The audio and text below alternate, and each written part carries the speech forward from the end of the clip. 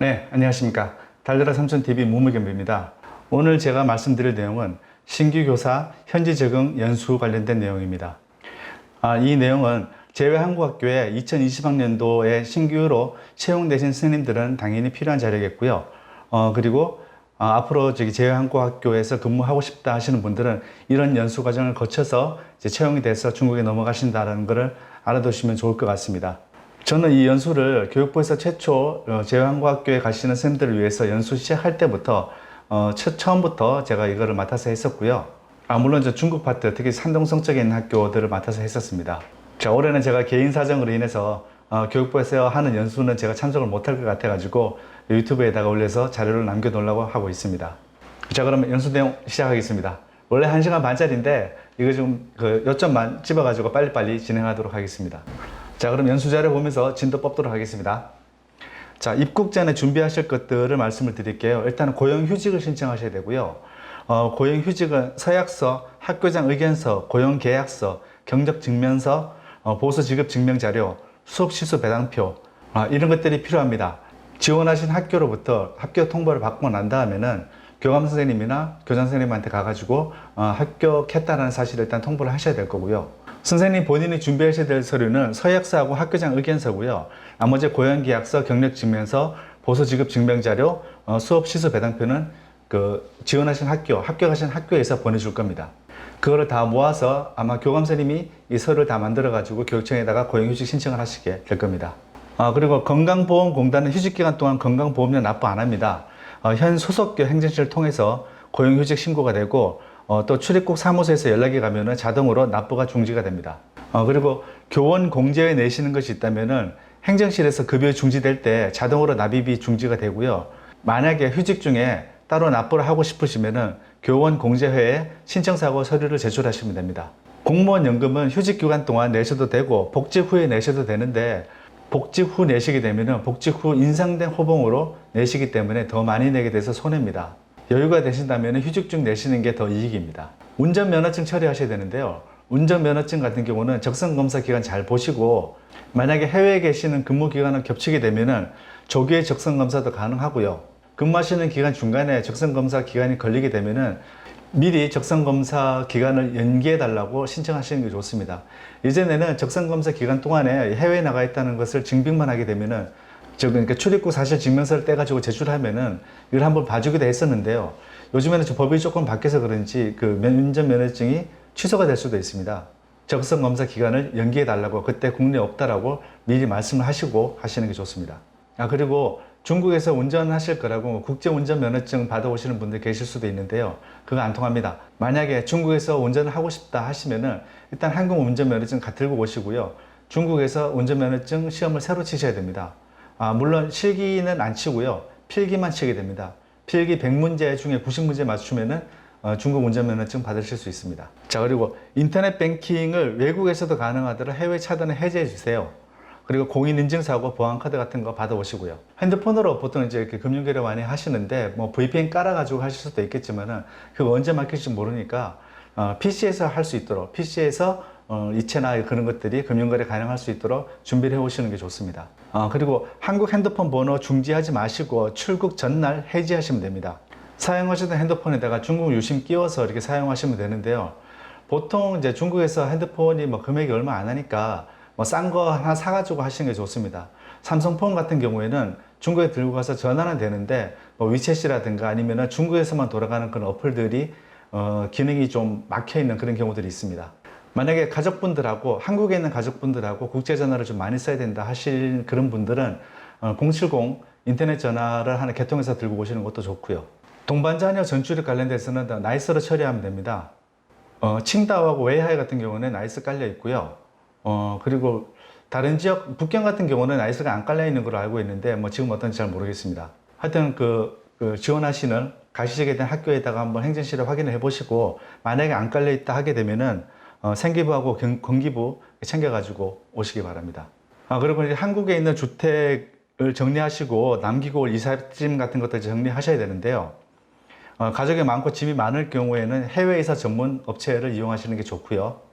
그리고 이사 전문 업체를 이용하실 때 짐 보내는 날짜를 잘 보셔야 됩니다. 보통 1월 달 정도에 중국 한번 들어오셔가지고 짐을 먼저 구해놓고 그 다음에 한국 들어가셔가지고 짐을 싸가지고 해외 이사 전문 업체를 통해 가지고 이삿짐을 보내는 그런 식으로 돌아가는데요. 문제는 뭐냐면은 그 2월 달에 구정이 보통 끼어 있거든요. 구정 기간에는 중국 업체들이 거의 일을 안 하니까 이 기간에 걸려 가지고 아슬아슬하게 짐을 보내게 되면은 집에 당장 필요한 뭐 이불이라든가 그런 필수품들이 없어 가지고 고생하실 수가 있거든요.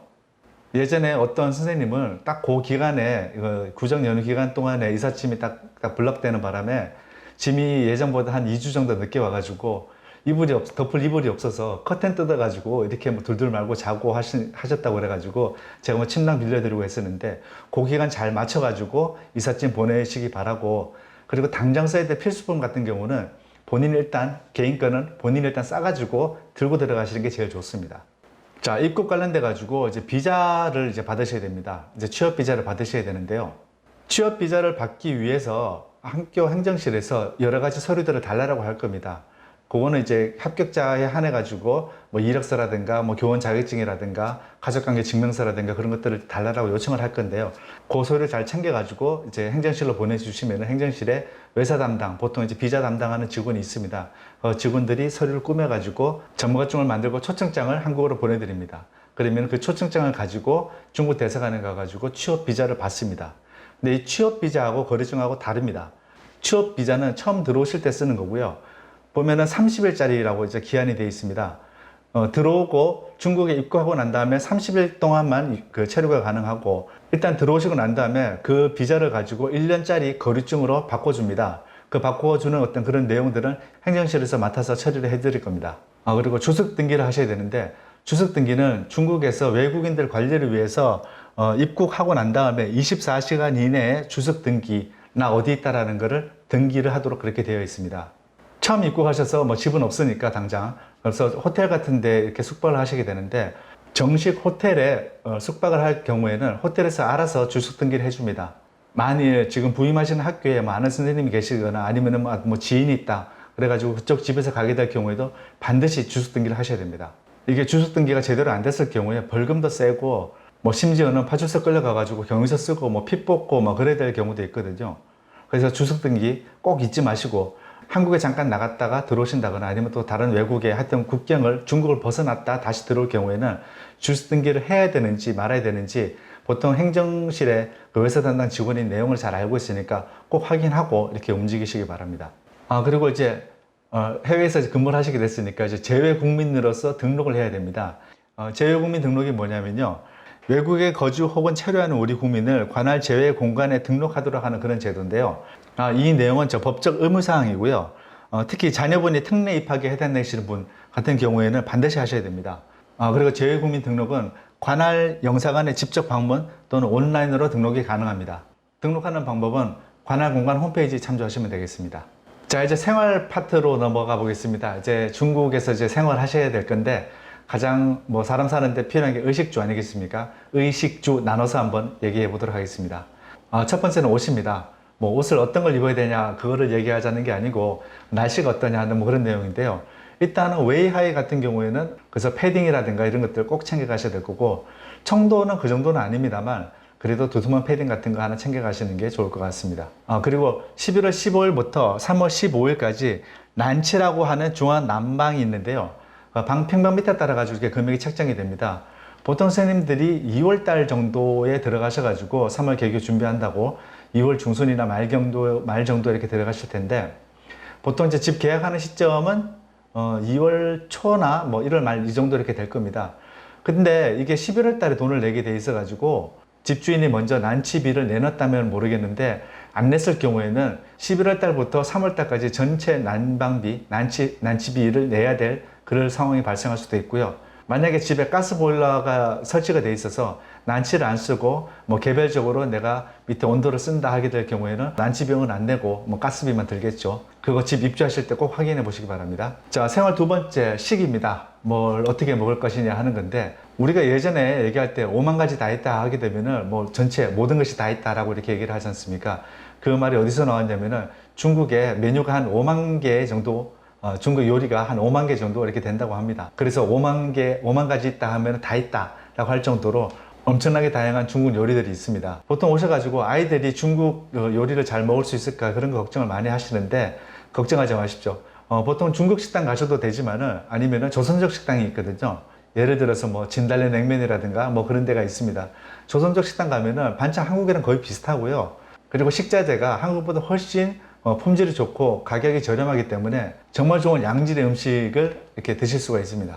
물론 한국 식당 가면은 2% 부족한 된장찌개나 한 20% 부족한 김치찌개 그런 것들이 있는데 그런 거 집에서 해 드시는 게 나을 것 같습니다. 뭐 쌀 같은 거는 뭐 동복쌀 진짜 죽입니다. 기름기가 줄줄 흐르고요. 한국 쌀보다 훨씬 좋으니까 그런 걱정하지 마시고 밥솥은 뭐 쿠쿠밥솥이나 뭐 이런 거 뭐 중국에도 많이 팝니다. 뭐 한국에서 하나 뭐 조그만한 거 한 들고 가셔도 될 거고요. 그리고 웬만한 도시에는 반찬 가게가 다 있습니다. 뭐 김치도 보통 다 사 드시고요. 뭐 그렇게 그 단독 부임하시는 분들은 그렇게 김치나 아니면은 반찬들 이렇게 사 드셔도 되지만은 워낙 식자재가 싸기 때문에 가족분들이랑 다 같이 들어가시는 분들 같은 경우는 식자재 싸니까 그 들고 와가지고 뭐 같이 뭐 온 가족 모여서 요리를 해보고 중국 요리를 배워본다거나 그렇게 하면서 반찬도 만들고 또 가족끼리 또 오붓한 시간을 이렇게 지낼 수 있는 그런 장점도 있습니다.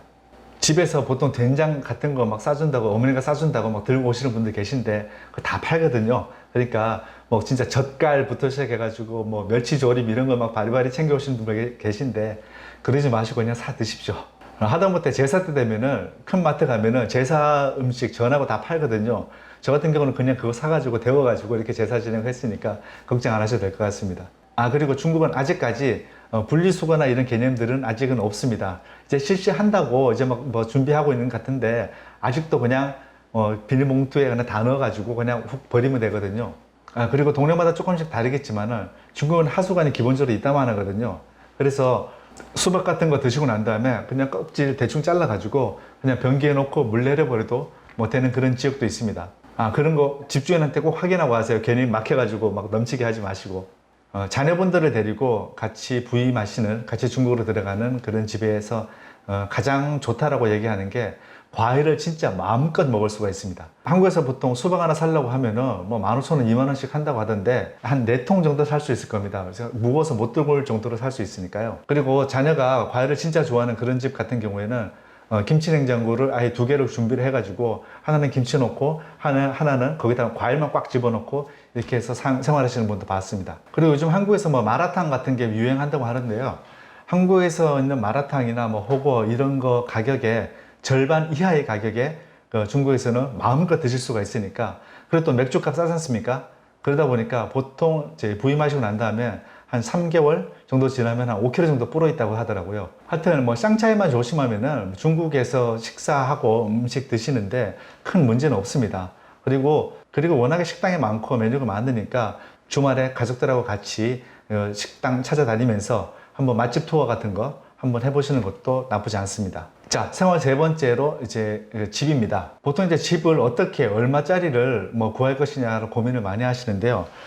기본적으로 학교 주변에 한국인 밀집 지역이 있습니다. 거기다가 이렇게 방을 얻게 되고요. 그리고 중국은 무조건 다 월세입니다. 연사라고 해야 될까요? 집주인에 따라서 3개월, 6개월 아니면 1년 이런 식으로 계약을 하게 되고요. 그리고 보통 이제 3개월치, 6개월치, 1년치를 한 번에 내야 되는 그런 케이스가 있습니다. 그리고 집세 같은 경우에는 침실이 2개고 화장실 하나 있는 경우 같은 경우 보통 한 90평방미터 정도 하게 되는데요.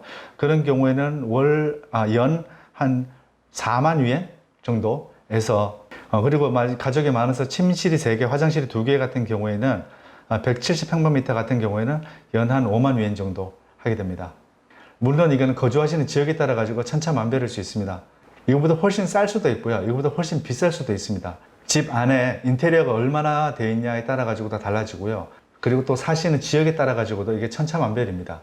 이 시세는 산동성 시세고요.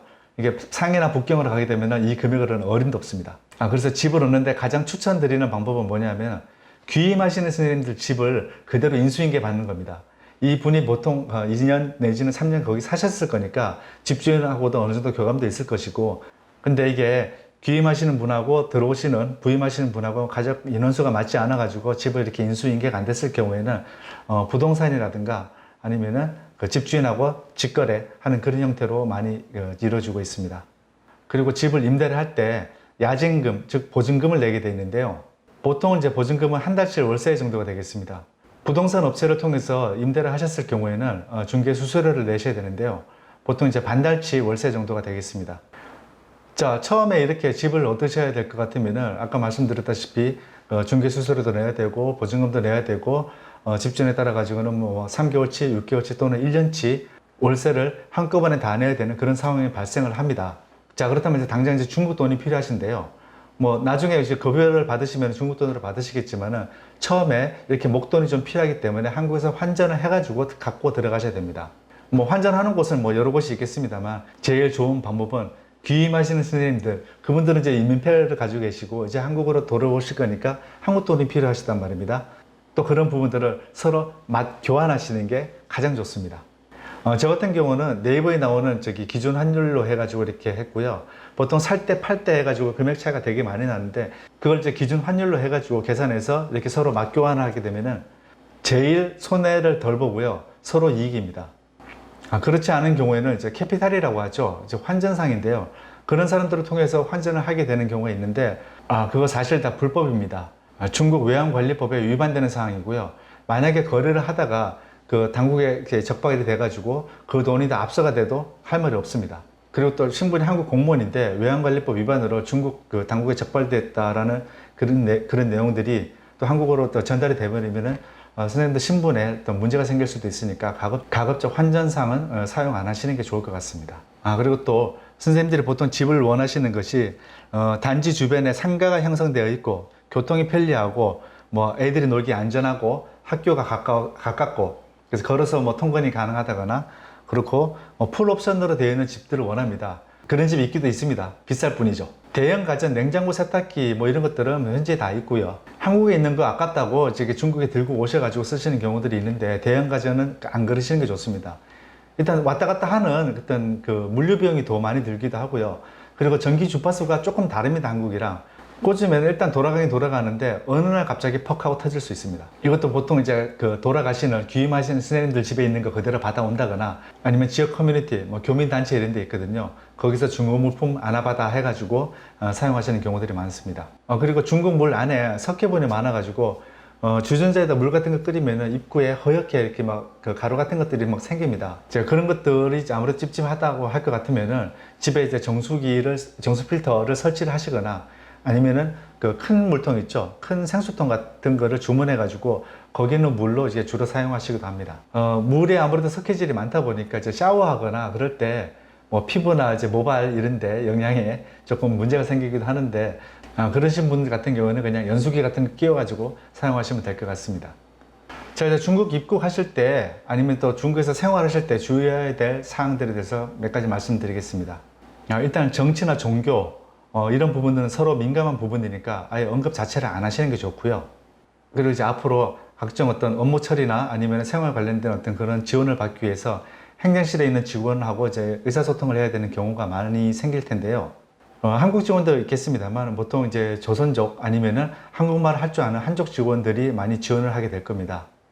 조선족 관련돼 가지고 어떤 뭐 같은 동포다 해 가지고 뭐 기대를 많이 하시는 분들이 계시는데 뭐 그렇게까지 기대하실 필요는 없고요. 그분들은 한국계 중국인입니다. 국적은 분명히 중국이니까 그분들한테 완전한 중국인으로 대우하지도 말고 또 완전한 한국인이길 기대하지는 말아주시기 바랍니다. 그리고 또 중국 사람들 자존심 건드리는 말은 아예 안 하시는 게 좋아요. 위생 문제라든가 뭐 더럽다든가 아니면 문화라든가 뭐 촌스럽다라든가 아니면 뭐 인권 문제 아니면은 무슨 돈 문제 이런 얘기는 아예 안 하시는 게 좋습니다. 그리고 제가 예전에 행정실에서 근무할 때 제가 행정실에서 제일 가난했어요. 집도 없고 절도 없고. 왜 그랬냐면은 보통 그 지역에서 이렇게 오래 사신 분들 같은 경우에는 집을 다 정부에서 하나씩 다 나눠주기 때문에 청소하시는 아주머니들만 하더라도 거의 다 집이 2채 이상입니다. 그러니까 뭐 돈 자랑 같은 거는 아예 안 하시는 게 좋아요. 그리고 제가 선생님들을 보실 때 제일 답답하게 생각했던 어떤 그런 부류가 있는데 그런 분들은 어떤 분들이냐면은 오셔가지고 이런 부분은 한국이 좋은데 여기는 중국을 왜 안 되냐 뭐 여기는 한국이 좋은 이런 파트는 한국이 훨씬 나은데 중국은 뭐 이렇게밖에 안 되는구나 막 그렇게 말씀하시는 분들 계시는데 특히 뭐 인터넷 속도라든가 뭐 행정 서비스라든가 공무원들 있죠. 공무원 행정 서비스라든가 이런 것들은 한국이 세계 최고입니다. 거의. 뭐 친절하고 빠르고 이런 거로 따지면 세계 최고 레벨이기 때문에 그거를 중국에다 갖다 비교하시면 아예 안 되고요. 계속 그런 거를 막 어필하시면 중국 직원들은 나중에 뒤에서 이렇게 말해요. 그렇게 한국이 좋으면 한국 계속 있지 왜 중국 와가지고 우리를 괴롭히냐 이렇게 얘기를 하거든요. 그러니까 이제 외국에 가셨지 않습니까? 다르다고 해가지고 틀린 건 아니거든요. 중국은 또 중국 그 나름대로의 시스템으로 이렇게 돌아가게 돼 있으니까 그래서 조금만 더 여유를 가지고 이렇게 생활하시기를 바라겠습니다. 그리고 지역이 좁습니다. 교민 사이가 그렇게 크지 않기 때문에 어딜 가도 학부모들이랑 마주치게 되고 학부모들과 접촉이 많아가지고 뭐 좋은 일 없어요. 보통 다 이제 구설수에 오른다거나 아니면은 뭐 뭔가 또 부탁한다거나 뭐 그런 식으로 이렇게 많은 것들이 이루어지게 되니까요. 교민들 또는 학부모들과의 그런 만남은 신중하고 현명하게 행동하시길 바라겠습니다. 그리고 치안 걱정하시는 분들 계시던데 뭐 예전에 보면 저도 중국 처음 들어갈 때 그런 얘기 많이 들었습니다. 어디 뭐 청도 앞바다에 뭐 시체가 하나 떴는데 뭐 신장현 없어졌다더라 그런 뭐 도시 괴담들이 있는데요. 전혀 그렇지 않습니다. 일단 밤중에 술 먹고 소리 지르면서 다니는 사람들은 거의 다 한국 사람이고요. 그리고 밤늦게 어색한 동네에 뭐 다닐 일이 뭐가 있겠습니까? 본인만 이렇게 스스로 조심하시면 되고요. 그리고 중국 사람들은 그 식사를 하고 많이 술자리를 해도 1차로 끝내기 때문에 우리처럼 2차, 3차, 4차 가가지고 뭐 고주망태 되고 이런 일은 거의 없습니다. 오히려 한국 사람들 우리끼리 막 술 먹을 때 너무 이렇게 뭐 고주망태 돼가지고 실수하지 않도록 조심하는 게 좋을 것 같습니다. 그리고 선생님들끼리 어디 가서 맥주 한잔 해도 옆자리 아니면 뒷자리에 학부모 아니면 교민일 가능성이 되게 많거든요. 그런 거 조심하셔야 됩니다. 보이스피싱 조심하셔야 됩니다. 부임하시는 선생님 본인이 조심하셔야 되는 게 아니고 그 한국에 남아있는 가족들이나 친척들한테 일단 조심하라고 얘기를 해놓고 오셔야 돼요. 뭐 이런 경우가 있을 수 있습니다. 본인이 이제 수업 들어가가지고 뭐 전화를 못 받는 상황인데 중국에서 가족으로 전화가 와요. 그래서 뭐 병원에 지금 입원을 했는데 당장 뭐 입원비가 필요하다. 아니면 수속을 해야 된다 그래가지고 돈을 보내라. 뭐 그런 경우가 발생할 수도 있거든요. 하여튼 그런 경우는 한국에 있는 그 가족이나 친척분들한테 반드시 본인이랑 확인을 하고 뭐 조치를 하라고 이렇게 얘기를 해 주시기 바랍니다. 중국에 계신 선생님한테 보이스피싱 전화가 걸려올 수도 있습니다. 근데 그거는 걱정 안 하셔도 되는 게 어차피 못 알아듣습니다. 자, 이제 의료 부분입니다. 이제 병원 가야 되는 그런 상황인데요. 이제 외국인 진료를 하는 이제 중국 병원하고 한국인 의사가 있는 그런 큰 병원들이 있습니다. 하지만 진짜로 큰 어떤 질환이나 그런 경우에는 한국으로 가가지고 진료를 받고 오는 경우가 많습니다. 그리고 의료보험이 안 되기 때문에 그 금액도 많이 비싸고요. 그걸 떠나서 이 사람들이 해주는 처방을 사실 좀 믿기가 어려운 게 사실입니다. 그리고 특히 뭐 자녀분들 치열교정 같은 경우는 한국하고 금액이 거의 같을 정도로 비싸고요. 그리고 또 효과도 뭐 좀 시원찮다라고 하는 게 뭐 일반적인 얘기입니다. 그리고 임플란트 같은 거는 한국에서 하시는 게 좋습니다. 제가 중국에서 이빨 치료 잘못해가지고 임플란트를 했는데 그것 때문에 좀 턱이 돌아가가지고 몇 년째 고생하고 있는지 모르겠네요. 자, 그럼 이제 보험 같은 경우는 학교에서는 학교안전공제급여회에 가입은 돼 있습니다. 그래서 학교에서 뭐 교육활동 하다가 어떤 뭐 상해를 입건하는 것들은 뭐 다 커버가 되지만은 가족분들 같은 경우에는 뭐 커버가 안 되니까 그런 경우에는 보통 이제 장기 여행자 보험이나 아니면은 중국에 들어와 있는 국내 보험사 삼성화재 같은 것들이 있거든요. 그런데 가입을 하시는 게 좋습니다. 자, 이게 얼추 대략적인 얘기는 말씀을 다 드린 것 같습니다. 원래는 이제 중간에 쉬는 시간도 없이 1시간 반짜리를 뭐 숨 쉴 틈도 없이 이렇게 해야 되는 그런 내용인데 아무래도 이제 유튜브 올라가는 내용이다 보니까 조금 줄이고 해가지고 이렇게 좀 간략한 내용으로 말씀을 드렸습니다. 자, 그럼 마지막으로 앞으로 겪으실 학부모들 유형에 대해서 몇 가지만 말씀을 좀 드리겠습니다. 일단은 적게는 한 20%, 30%에서 많게는 한 60, 70%까지 다문화 가정입니다. 가정 통지문을 보내서 내일 소풍 가는 날이라고 이렇게 알렸었는데 그거를 이제 집에 있는 한쪽 엄마는 읽을 수가 없으니까 그냥 등교하는 준비를 시켜서 그렇게 오는 경우도 있고요. 그리고 학생이 특히 뭐 좀 사고를 쳤다 해가지고 뭐 애들끼리 좀 싸웠다 이래가지고 학부모를 불렀을 경우에는 의사소통이 좀 안 되는 경우가 있거든요. 그런 것도 좀 감안하셔야 되고 그리고 제가 겪었던 그 월스트 학부모 랭킹 1, 2, 3가 있습니다. 여러 가지 민원을 제가 좀 처리하다 보니까 겪게 된 일들인데요. 자, 랭킹 3위. 방학 기간에 어머님이 뭐 집에 물건을 좀 많이 샀는 모양이에요. 학생이 이렇게 할 거라고. 근데 퇴근 시간이라서 그런지 뭐 택시를 못 잡겠다 하면서 학교로 전화 와가지고 스쿨버스를 좀 보내달라고 하더라고요. 이게 보통 이제 교민 7년차 이렇게 가게 되면은 학원이나 이런 데 사교육을 보내던 어떤 그런 것들이 습성이 남아있어서 그런지 뭐 학교 물건이나 차량 이런 거를 뭐 개인적으로 좀 사용하시려고 하고 하는 그런 경우가 있었고요. 자, 랭킹 2위. 제 자녀가 이제 고3입니다. 고3이니까, 보통 학교 건물에 있는 현관이 있고, 학교 큰 대문, 운동장 바깥에 있는 큰 대문 있지 않습니까? 스쿨버스는 여기다 서게 돼 있잖아요. 근데 이분이 이게 한 30m 정도 되는데 자기 자녀가 고3인데 피곤하니까 30m 걸어서 버스 타는 걸 이게 힘들다. 그래서 정문에서 버스를 탈 수 있도록 뭐 조치해달라라는 그런 케이스가 있었고요. 너무 자녀 사랑이 대단한 게 아닌가 그런 생각이 좀 듭니다. 자, 그리고 대망의 랭킹 1위. 중간고사 기간에 자기 자녀가, 본인 자녀가 어디 뭐 이집트인가 어디로 여행을 가게 됐대요. 그래가지고 그래서 그 중간고사를 칠 수가 없으니까 학교 중간고사 기간을 자기 그 자녀 여행 이후로 미뤄달라라고 하더라고요. 그래서 아니 다른 전교생들은 어떡하고 이 한 명을 위해서 미루냐 그러니까 어렵겠지요 라고 얘기는 하던데 그런 생각이 했다는 것 자체가 일단은 대단한 것 같습니다. 원래 이런 에피소드라든가 뭐 농담 같은 걸 섞어가면서 좀 얘기를 했어야 되는데 오늘 너무 그냥 내용만 이렇게 쭉 얘기를 한 것 같아가지고 조금 죄송하고요. 아무튼 한국과는 다른 생활이나 근무에 어떤 변화를 주시려고 제외한국학교에 지원하신 걸로 알고 있습니다. 한국과는 많은 부분이 다를 거고요. 다르지만은 틀린 건 아닙니다. 단지 다를 뿐이죠. 하여튼 외국에서 근무하시면서 좀 더 좀 포용력 있는 마음으로 좀 더 여유를 가지시고 이렇게 생활을 하시는 게 본인의 정신 건강에도 좋습니다. 자, 이제까지 간략하게 제외한국학교 신규 교사 채용 관련 연수 자료 내용 알려드렸습니다. 이미 학교 가서 가시는 분들이나 앞으로 지원하실 분들 하여튼 힘내시기 바라고요. 지금 이 영상이 올라갔을 때쯤 되면은 이제 뭐 추가 공고 났을 거고 이제 면접 보신 분들도 계실 거고 뭐 1차 뭐 떨어지신 분들도 계실 텐데 아무튼 모두 다 힘내시기 바라고요. 아무쪼록 선생님들 지원하신 학교에서 행복한 생활 하시기를 기원하도록 하겠습니다. 교육부에서 연수하던 방식대로 해놓고 이 말 하려니까 좀 쑥스럽네요. 본 영상이 도움이 되었다면 구독과 좋아요 좀 부탁드리겠습니다. 자, 그럼 다음 시간에 또 뵙겠습니다. 감사합니다.